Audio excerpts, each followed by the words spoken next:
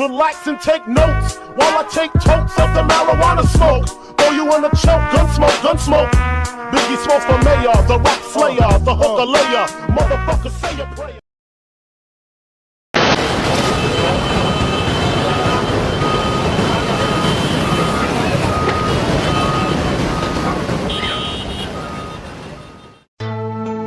Jalan raya dilebarkan, kami terusir. Mendirikan kampung digusur. Kami pindah-pindah, menempel di tembok-tembok, dicabut, terbuang. Biji tukul dalam puisinya Tanah 1989. Tanah dan kekuasaan merupakan dua hal yang menjadi problematika dalam negeri ini. Mulai dari penggusuran sampai dengan darurat agraria. Dan dari dua kasus tersebut pastinya masih banyak lagi kasus-kasus lain di dalamnya terkait pertanahan. Maka dari itu, saya, Sekar Pramudiawardhani, mahasiswi program Studi Ilmu Politik, dalam memenuhi tugas mata kuliah Metodologi Penelitian Sosial. Dalam kesempatan kali ini saya akan berusaha mengkaji permasalahan pertanahan dalam konteks penggusuran melalui kacamata ekologi politik. Sebaik-baiknya hidup adalah bagi mereka yang memiliki rumah. Ya, sepak terjang dari penggusuran pertanahan pemukiman masyarakat sungguh sangat meresahkan, terutama bagi kesejahteraan masyarakat, dan dapat juga memicu konflik sosial dan juga lahan. Disinyalir hal tersebut terjadi karena untuk pemenuhan tata kelola lingkungan dalam pemenuhan pembangunan.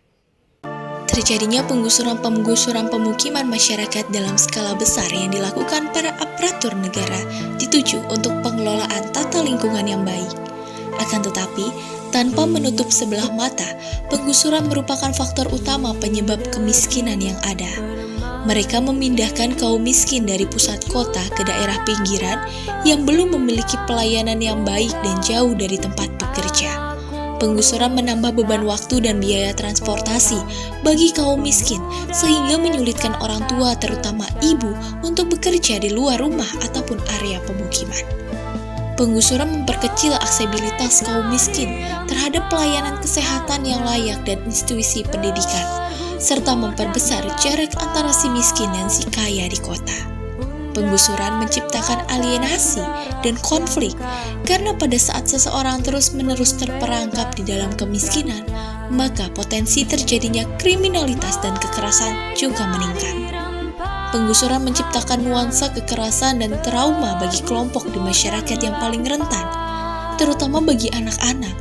Penggusuran sangatlah traumatis karena mengganggu stabilitas dan rutinitas yang diperlukan dalam pengembangan anak dan dapat mengakibatkan penyakit mental dan pertumbuhan yang serius.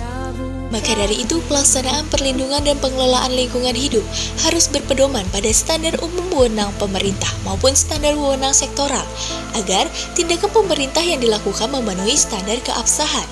Selain itu, konsep strict and carrots yang mana merupakan instrumen untuk mendukung efektivitas pelaksanaan fungsi pengaturan pemerintah dalam penataan ruang.